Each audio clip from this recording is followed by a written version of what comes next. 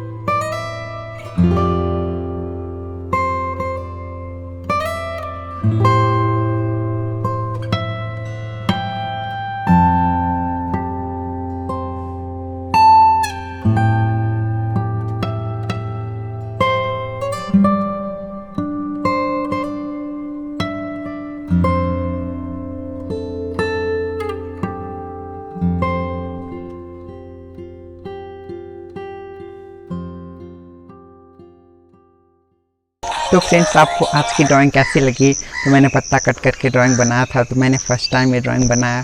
तो आपको कैसी लगी ये ड्राइंग कमेंट करके ज़रूर बताएं और मेरे चैनल को सब्सक्राइब कर दें और ये वीडियो को लाइक कर दें। तो मिलते हैं जल्द ही ऐसे ही नेक्स्ट ड्राइंग वीडियो में। तब तक के लिए बाय।